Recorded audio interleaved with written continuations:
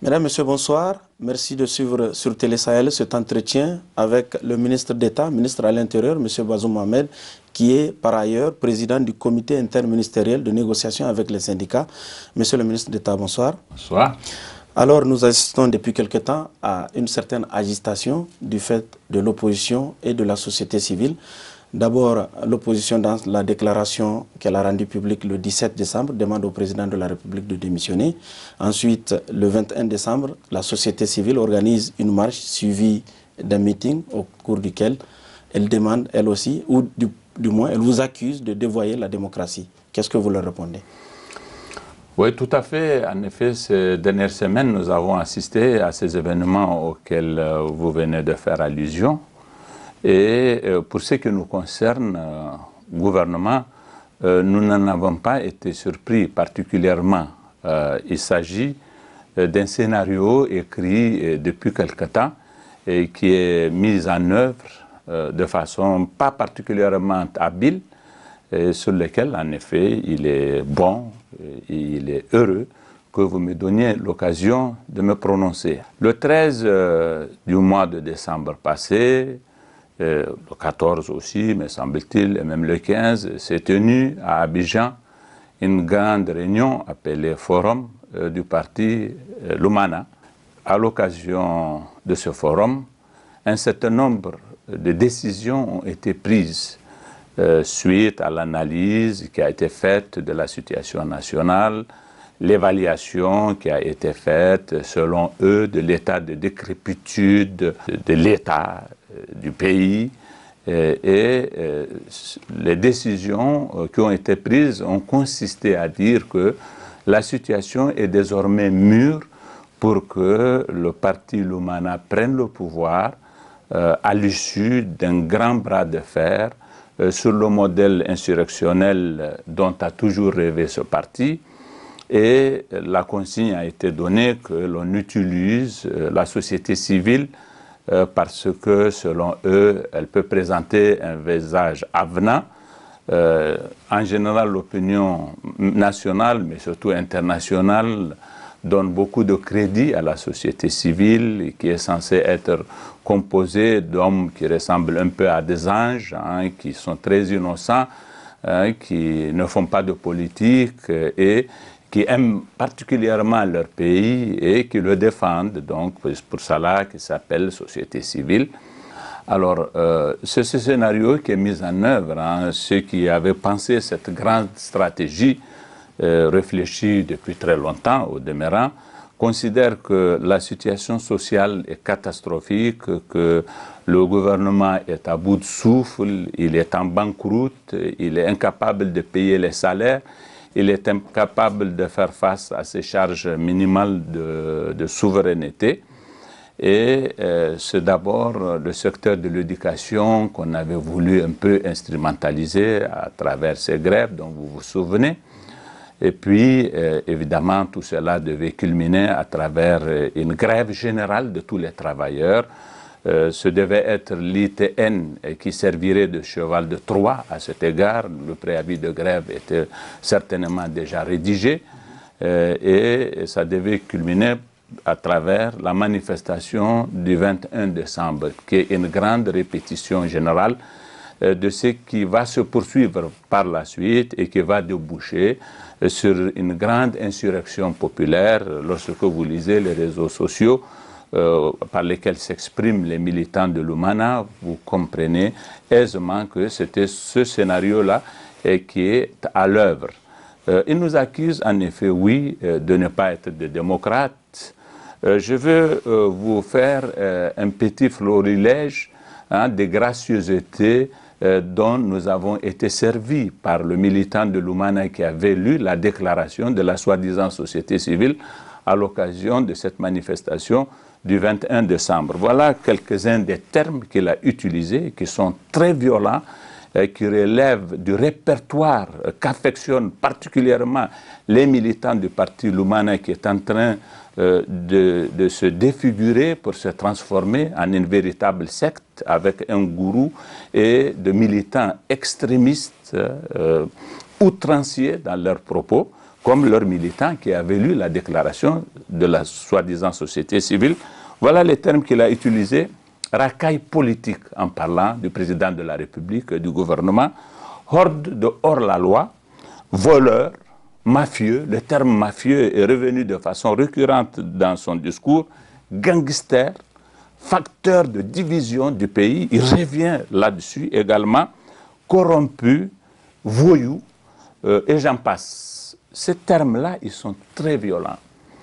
Ils sont le fait d'un parti politique qui est en train de devenir extrémiste. Parce que l'extrémisme, c'est d'abord par la violence du discours que ça se ressent. Je pense que celui qui tient de tels propos n'est pas quelqu'un de la société civile. C'est une prise de position injurieuse. La société civile est censée être neutre. Elle peut critiquer un régime pour sa gestion, mais pas laisser exprimer des sentiments de haine aussi forts. Lorsque une personne comme cet individu-là traite le président de la République avec les termes qu'il a utilisés, il ne considère même plus qu'il a un minimum de dignité et qu'il lui doit, ne serait-ce que pour son âge, pas même pour sa fonction, le minimum de respect. Il ne lui manque pas seulement du respect, il lui exprime du mépris. Et lorsque vous vous comportez de la sorte vis-à-vis de quelqu'un, ça veut dire que vous avez tout rompu et vous sortez de la démocratie dont le code, c'est précisément est marqué au coin de l'exigence du respect. Le parti Lumana a des personnes qui sont préposées aux injures vis-à-vis du président de la République, qui sont bien connus. L'un est aux États-Unis, et il envoie sur WhatsApp des messages très injurieux vis-à-vis du président de la République, très violents, qui distillent la haine, dont le but est de chauffer à blanc une certaine opinion en tirant sur une certaine ficelle, parce qu'il pense que c'est une ficelle très rentable. Vous avez, en même temps que lui, d'autres préposés aux injures au président de la République qui disent qu'ils sont des militants de l'Umana et qui tiennent des propos très injurieux, très violents vis-à-vis du président de la République et qui les concluent toujours en disant il faut soutenir la marche du 21 décembre, maintenant du 13 janvier, il faut que vous sortiez très nombreux et il faut que ce jour-là, nous en finissions avec Issoufou et que nous le chassions de notre pays. Je pense que ces hommes-là et ces femmes qui se comportent de la sorte, ils ne sont pas de démocrates. Ils nous traitent de fascistes dans tous leurs propos, dans tous leurs journaux. Et donc, ils considèrent que nous n'avons pas le droit d'être là où nous sommes. Je pense qu'ils sortent de la démocratie. Et lorsque le rassemblement de l'opposition fait une déclaration, et son président, qui est son porte-parole, c'est M. Ali Jibo Dumax, l'ancien président du COSIMBA, cette structure qui avait été conçue pour tromper le président Ibrahim Baré Maïnassara, paix à son âme, l'amener à envisager d'être candidat et de passer en force en faisant litière de la démocratie, lorsque c'est un personnage comme ça qui nous dit que nous ne sommes pas de démocrates, croyez-moi que nous prenons ça pour un compliment. Lui, il est mal placé pour faire ce genre de remarques-là. Il est mal placé pour cette fatwa-là. Alors, Monsieur le ministre, vous le disiez tantôt, ils ont voulu instrumentaliser les enseignants, mais ça va au-delà, puisqu'ils vous accusent de ne rien faire pour les fonctionnaires, que les fonctionnaires au Niger sont à l'abandon. Qu'est-ce que vous en pensez? Tout à fait, en effet, puisque leur stratégie devait passer par l'instrumentalisation de revendications légitimes parfois des travailleurs, évidemment qu'ils ont développé un discours dans lequel, pour légitimer ce qu'ils se proposent de faire, consistant à dire que nous avons abandonné les fonctionnaires, que nous ne nous en sommes pas occupés. Et, à cet égard, je vais vous donner quelques chiffres de notre gestion à nous, qui sont l'expression de la gouvernance telle que nous la concevons, qui est une gouvernance sociale, aux antipodes de la gouvernance qui avait été à l'œuvre du temps où M. Hama Amadou, leur héros, était Premier ministre. En 2000, il avait hérité des mesures qui avaient été par le gouvernement de la 4e République dirigée par Amadou Boubacar Sissé, qui avait réduit les salaires de fonctionnaires en 1998 de 30%. C'est sur ces avantages que lui, il s'est assis pour maintenir en l'état cette situation des fonctionnaires qui les mettait dans des conditions de précarité totale. Pouvoir, la masse salariale par an s'est accrue de 1 milliard de francs CFA. Qu'il s'est assis sur ces avantages-là, il n'a pas recruté pratiquement un seul fonctionnaire. Je vais lui dire que tout le temps qu'il est resté Premier ministre, de 2000 à 2007, il n'y a pas eu un seul médecin qui ait été recruté. Et il n'y a pas eu 2000 fonctionnaires au total qui aient pu être recrutés, même au hasard des chances des individus. À plus forte raison, avoir une vision et un plan de recrutement de fonctionnaires. Nous, quand nous sommes venus, la première des choses que le président de la République ait faite, et c'est tout un symbole à cet égard, c'est dès la première semaine de recruter 530 médecins. Parce qu'en arrivant au pouvoir, nous avons découvert une situation où nous avions 350 médecins en activité et 530 en situation de chômage, qui durait pour des gens qui ont fait des études très longues. Et la première des mesures que le président de la République a eu, c'était de les engager dans la fonction publique. Et au total, nous avons, sur les 5 ans du premier mandat du président de la République, recruté 34 913 fonctionnaires, dont 28 674 cadres, pour la plupart des cadres A. Voilà ce que nous avons fait en termes de recrutement. Lui, il n'a pas recruté pendant les 7 ans qu'il est resté au pouvoir plus de 2000 travailleurs. Nous avons octroyé des indemnités et divers avantages aux travailleurs à l'occasion de 2 accords majeurs que nous avons signés avec l'intersyndicale des travailleurs nigériens. C'est ainsi que nous avons engagé des discussions autour de 3 revendications des travailleurs auxquelles toutes les 3 nous avons fait droit. Première revendication, augmentation de la grille salariale en agissant sur le traitement indiciaire. Deuxièmement, octroi d'indemnités et amélioration des indemnités existantes. Troisièmement, baisse de l'impôt unitaire sur les traitements et salaires. Sur la première revendication, nous avons augmenté le traitement indiciaire de 5% pour les cadres A, de 8% pour les cadres B et de 10% pour les cadres C et D. Nous avons augmenté 10% pour les contractuels, 10% pour les pensions de retraités. Voilà ce que nous avons fait comme augmentation. Nous avons aussi octroyé des primes aux travailleurs qui n'en bénéficiaient pas. En effet, lorsque nous sommes arrivés au pouvoir, nous avions eu une situation de disparité qui n'était pas soutenable moralement, où vous avez des secteurs dont les travailleurs ont des indemnités importantes et d'autres où ils n'avaient aucune indemnité. Les discussions que nous avons eues avec l'ITN ont pu aboutir à un accord en novembre 2012, à l'issue duquel nous avons octroyé une indemnité de logement à tous les travailleurs de la fonction publique. Seuls les secteurs de l'éducation, de la santé et des finances en bénéficiaient. Tous les autres n'y avaient pas droit. Nous leur avons accordé une indemnité de logement de 35 000 francs pour un cadre A2. Nous avons octroyé une indemnité de transport à tous les fonctionnaires. Ils n'en avaient pas fait la demande. Lorsque nous avons rencontré la délégation de l'ITN, ils n'y songeaient même pas. C'est sur l'initiative du Premier ministre, à partir de son propre cabinet, que cette proposition leur a été faite et ils en furent surpris. Elle est de 30 000 francs pour un cadre A2, qui n'avait droit à rien à cet égard, au demeurant.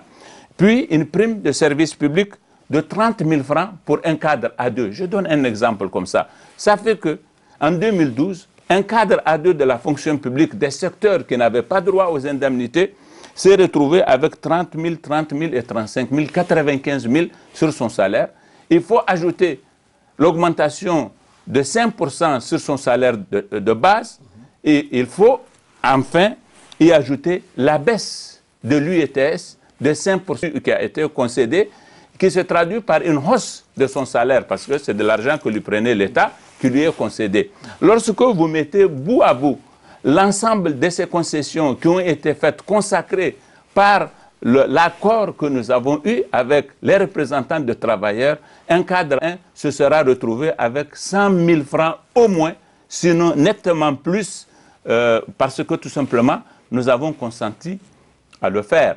À l'époque, il faut que vous vous souveniez, Mamadou était président de l'Assemblée nationale et lorsque il lisait son discours de l'ouverture de la session parlementaire du mois d'octobre 2012, lorsqu'il s'est préparé à nous quitter, il avait été particulièrement virulent dans sa critique de l'incompétence du gouvernement et de son manque de savoir-faire, ce gouvernement-là qui prenait le risque de concéder tant aux travailleurs, parce que sa doctrine à lui, c'est que les travailleurs, il ne faut jamais rien leur donner. Il est resté 7 ans Premier ministre, même l'évolution dans les grades n'était pas suivie de bénéfices de traitement pour les travailleurs. Toutes les incidences financières des avancements ont été gelées. Il a fallu notre gouvernement pour mettre en place une structure avec les travailleurs pour qu'elle dégèle les avancements et qu'ils soient payés progressivement. Et cela nous a coûté des milliards. C'est-à-dire nous avons payé à sa place des traitements des travailleurs pour un travail qu'ils avaient accompli à l'époque. Lui, il était Premier ministre. Et c'est un homme qui se prévaut de ses compétences et de son savoir-faire en matière de gouvernance, simplement parce que ces recettes sont simplistes. Elles ne sont pas particulièrement difficiles s'il s'agit seulement que vous ne recrutiez pas et que vous n'augmentez pas les salaires, que même lorsque les travailleurs changent de catégorie et de grade, il n'y a pas d'incidence. Ce n'est pas particulièrement compliqué. Et en octobre 2012, il avait déjà commencé à nous dire que vous serez incapables de payer les salaires parce que vous êtes des amateurs. Et il a continué cette critique jusqu'au jour où on s'est séparés parce qu'il était en train de préparer les esprits, surtout de ses militants, en leur disant que vous voyez, ces gens-là sont incompétents, ils vont nous mettre dans une situation qui va être ingérable comme dans les années 90. Je voudrais lui faire remarquer que, à ce jour encore, nous payons régulièrement les travailleurs. Et plaise à Dieu, nous continuerons à le faire. Nous avons, nous, une autre conception du pouvoir et de sa gestion qui est aux antipodes de sa façon à lui de penser les choses à cet égard. C'est toute la différence entre nous et lui.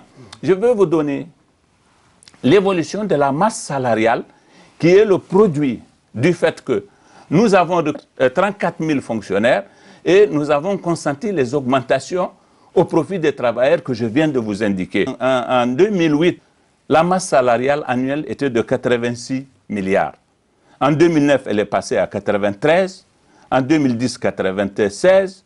2011, 126 milliards. Ça, c'est l'augmentation consentie par le régime militaire, qui a fait mieux que le militaire. Puis 138 milliards, 198 milliards, ça, ce bon-là, il a consacré les augmentations que nous avons concédées aux travailleurs. 209 milliards en 2014, 240 milliards en 2015 et 258 milliards en 2016. Nous, il considère que nous sommes des amateurs. Lui, c'est le chantre de la bonne gouvernance. Mais je veux toutefois que les citoyens comprennent que c'est ça que nous avons fait aux travailleurs. Ils ne sont pas prêts de l'oublier. Et s'il y en a parmi eux qui l'oublient, ils ont tort. S'il y a parmi les travailleurs qui peuvent être sensibles à ce que lui il est en train de dire, ils ont totalement tort. Nous n'avons pas oublié les travailleurs, nous ne les avons pas abandonnés, bien au contraire, nous nous sommes occupés d'ailleurs, mais même pour l'économie, à mon avis, ce n'est pas quelque chose de forcément négatif parce que les travailleurs sont des consommateurs et lorsque vous accroissez leur pouvoir d'achat, vous donnez un certain coût aussi à l'économie. Alors, au-delà de la fonction publique, on vous accuse d'avoir totalement abandonné les secteurs sociaux, l'éducation et la santé, qui ne sont plus des priorités, selon eux, de votre gouvernement. Qu'est-ce que vous en dites aussi? Je vous ai dit que s'agissant des médecins, lui, tout le temps qu'il est resté au pouvoir, il n'a pas recruté un seul. Nous en avons recruté presque 1 millier au bout de 5 ans que nous avons exercé le pouvoir. Nous avons au total recruté 3000 personnels du secteur de la santé, entre les médecins et les paramédicaux. C'est à peu près le tiers des effectifs du personnel de la santé aujourd'hui. En 5 ans, nous avons recruté le tiers du personnel qui est en activité aujourd'hui s'agissant du secteur de la santé, en plus de toutes les réalisations que nous avons faites dans la promotion du système de santé, dans la construction dont le symbole pourrait être cet hôpital de référence, l'hôpital le plus grand de l'Afrique de l'Ouest, qui disposera du plateau technique le plus rehaussé de l'Afrique de l'Ouest et qui sera en effet une référence même pour les autres pays. S'agissant du secteur de l'éducation, Mahamadou en 2003 qui avait inventé le statut de contractuel et qui avait procédé au recrutement nombreux de contractuels au rabais, qui est à la base de la faillite de notre système éducatif aujourd'hui. Mais même là, je veux vous dire ce que nous avons consenti aux contractuels. Lorsque nous sommes arrivés, un contractuel 57 500, parce que nous avons accordé une prime de suggestion de 5 000 et une prime de craie de 5 000 francs. Lorsque le contractuel est directeur, il a une indemnité de direction. Lorsqu'il est en zone désertique, il a une indemnité de zone désertique. Nous avons aussi consenti une augmentation de 2 500 francs toutes les 2 années pour les contractuels. Ce qui fait que vous pouvez aujourd'hui avoir des contractuels qui touchent plus de 100 000 sessions là. Mais plus que cela, nous leur avons donné l'espoir en procédant à des recrutements massifs en leur sein. Dans la fonction publique, nous avons recruté personne. Toujours pour parler du secteur de l'éducation, je vais vous donner des chiffres qui vous montrent quelle était sa gouvernance à lui et quelle est la différence entre lui et nous. Lorsqu'il est venu en 2000 et qu'il avait été nommé Premier ministre, l'effectif d'étudiants boursiers du Niger se montait à 6 926. 6 926, retenez-le, pour 500 millions de francs d'enveloppe de bourse. 2000, l'année où il a pris le pouvoir. 2001-2002, de 6 900, on est passé à 5 900 boursiers, 1 million de moins. En 2002-2003, 5 600. 2003-2004, 4 460. 2004-2005, 3 376. Il continue 2005-2006, 3 792. 2006-2007, 2847. Il avait trouvé 6 900 fils du peuple du Niger qui avaient une assistance pour leur subsistance sous forme de bourse. Lorsqu'il avait quitté, il en a laissé 2847 seulement qui avaient droit à la bourse et qui en bénéficiaient. À peine le tiers. C'est ça sa gouvernance. Lui qui s'occupait si bien de l'école.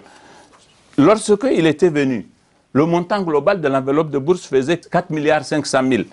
Voilà ses prouesses dans le secteur de l'éducation. Parce que lui, il considère que l'éducation, ça ne sert à rien. Et il n'avait jamais de pudeur à dire que l'université et le système d'enseignement universitaire ne sert à rien.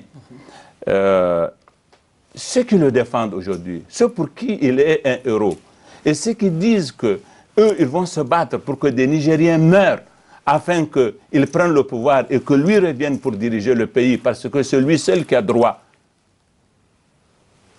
au fait de diriger ce pays, doivent se dire qu'il y a des Nigériens qui ont été victimes de ce qu'il a entrepris.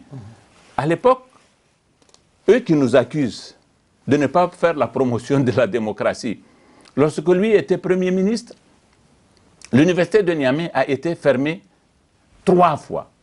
À 2 h du matin, on ferme le campus. La première des choses qu'il a faite, c'est de définir de nouveaux critères d'attribution de bourse pour contracter le nombre, justement. Il a ramené l'année bourse à 9 mois et non 12 mois. Il a décidé de ne plus payer la bourse de vacances. Il a établi des critères draconiens pour que seule une minorité puisse bénéficier de la bourse. Il a diminué même le taux de la bourse. Il a maintenu les étudiants dans des conditions d'infra-humanité et ça ne lui suffisait pas. Il a fermé par 3 fois le campus universitaire. Il lui est arrivé de fermer le campus universitaire, d'interdire que les bus assurent le transport des étudiants, mais de maintenir les cours. Et c'est dans ces conditions que des étudiants se sont retrouvés sous le pont et qu'ils ont inventé leur système d'ambassade, hein, qui est l'expédient par lequel ils ont pu survivre le temps que lui, il s'en aille. Cet homme-là, et ceux qui le défendent aujourd'hui, qui sont mobilisés à travers cette société civile et les partis politiques de l'opposition, cet homme-là, voilà ses prouesses. Et je vais donner quelques autres chiffres. C'est qu'au lendemain de son départ, en 2008, de 2800 étudiants boursiers, on est passé à 4900 étudiants boursiers. Il a suffi seulement que lui, il parte pour que, à la fin du régime du président Tanja, on ait 8000 étudiants boursiers. Aujourd'hui, vous savez combien nous en avons? Nous en avons 25 605 étudiants boursiers parce que nous avons établi des critères plus généreux pour les étudiants parce que ces étudiants sont des enfants du peuple qui n'a pas les moyens de payer les études à sa progéniture. Et nous avons une enveloppe de bourse cette année de 16 milliards de francs CFA. Vous pensez que nous pouvons avoir le moindre complexe vis-à-vis des gens de ce genre-là?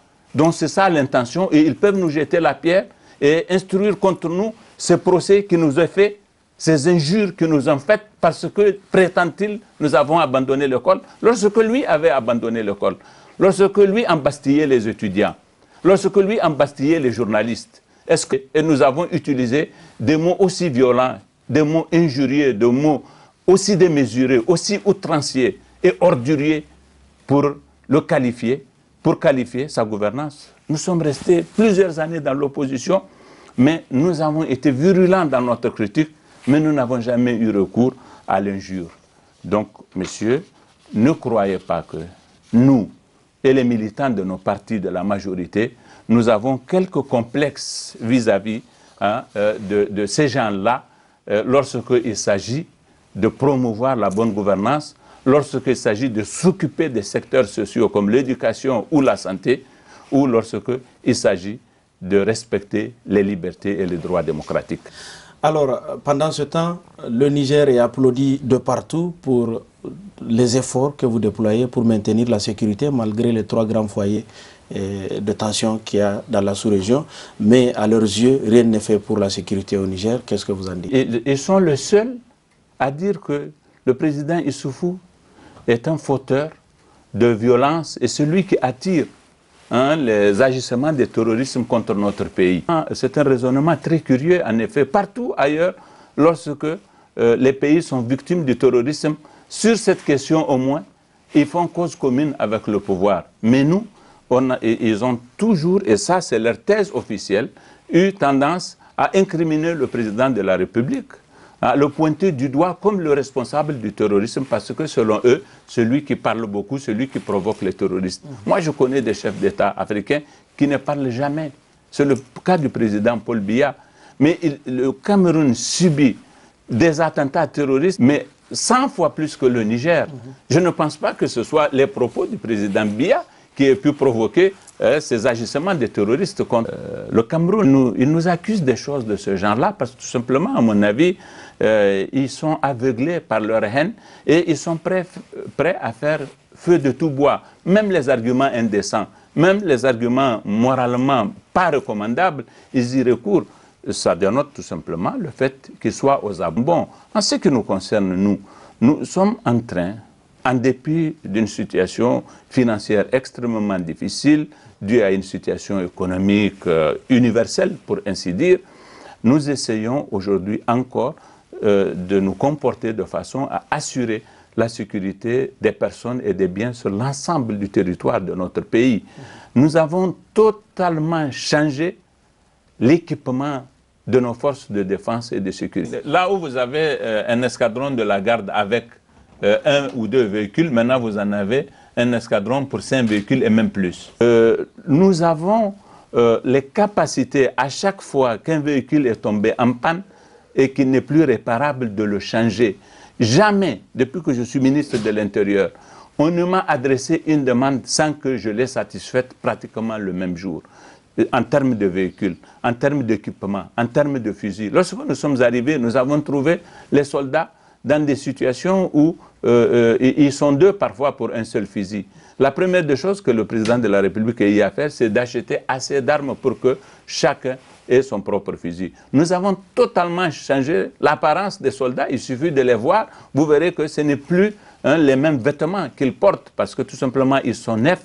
Nous mettons beaucoup d'argent pour procéder à des commandes et faire en sorte qu'ils soient habillés de façon décente, que les citoyens qui les ont en face le respectent pour leur tenue déjà. Nous avons acheté des avions de guerre, nous avons acheté des blindés comme on n'en a jamais eu dans notre camp d'armes. C'est cet effort que nous avons maintenu de façon constante qui explique qu'en dépit de la situation économique très difficile, il y a moins de banditisme, que nous avons bien pris en charge la sécurité des citoyens. Nous sommes parvenus à créer un rapport de force favorable contre Boko Haram.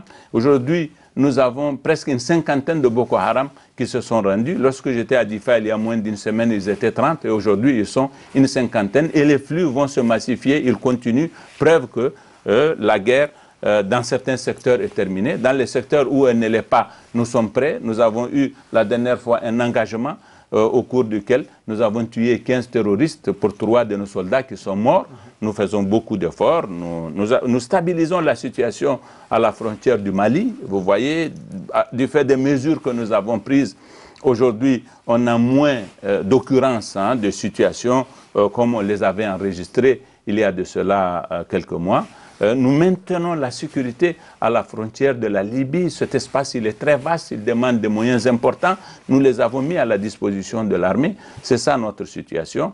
Donc, eux, ils sont mal placés pour nous faire ce procès-là, exactement comme ils étaient mal placés pour nous faire le procès relatif à l'école et à la santé.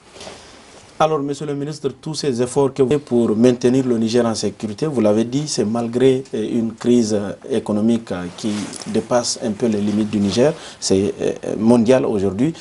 Qu'est-ce qui est fait pour que cette crise soit maîtrisée au Niger? Cette crise, elle est exogène. Ses causes, elles sont ailleurs. Elles sont dues à du prix du baril de pétrole au Niger.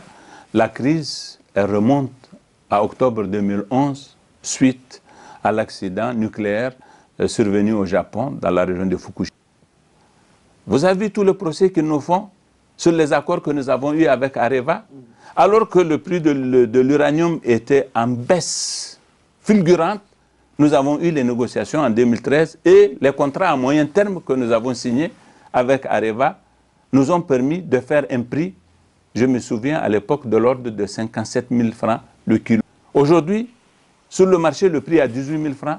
Nous avons maintenu avec Areva un prix de 50 000 francs le kilogramme. Grâce à cet accord qui était déclaré. Grâce à cet accord-là.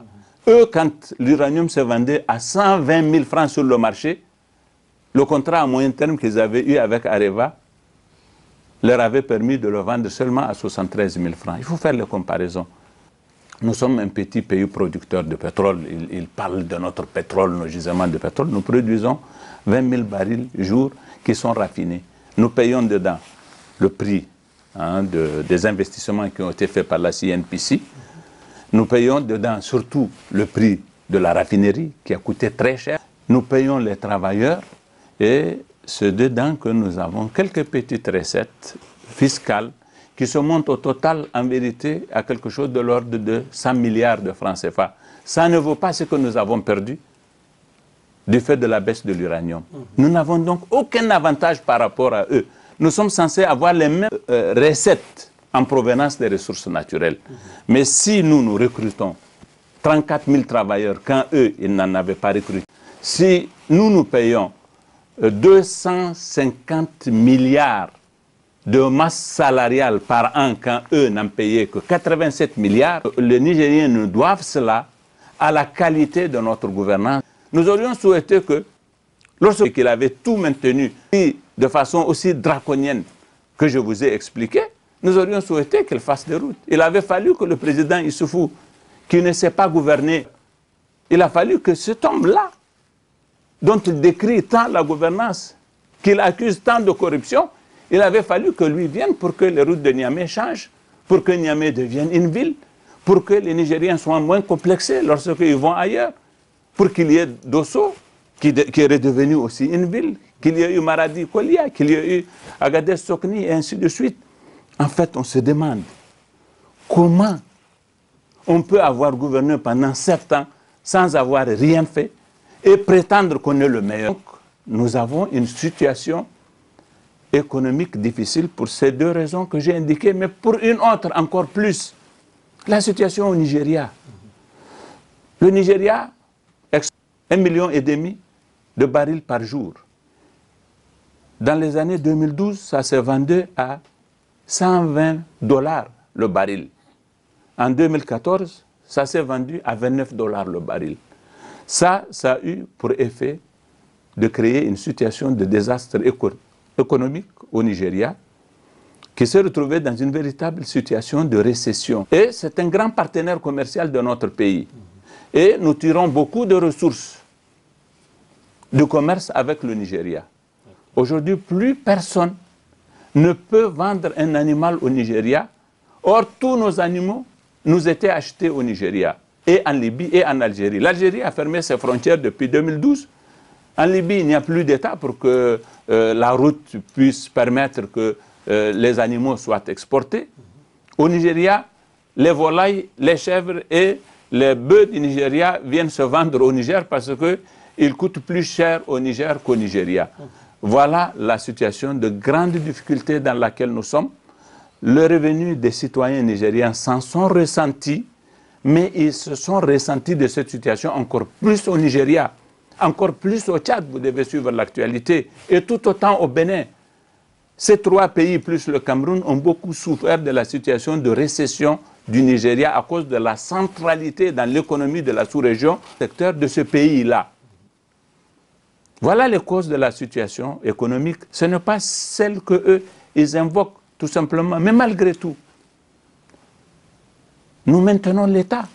Et nous le maintenons à un niveau totalement respectable qui nous vaut les louanges de tous nos partenaires de façon unanime. En plus d'être un îlot de paix, dans cet océan de turbulences, nous sommes un pays dont l'État a pu se maintenir en faisant face à toutes ces charges de souveraineté, de nature à lui permettre d'assurer une stabilité sociale indispensable pour la vie ensemble, mais aussi une sécurité qui nous est enviée par tous nos voisins. Alors, monsieur le ministre d'État, vous évoquiez tantôt l'embellissement de la ville de Niamey.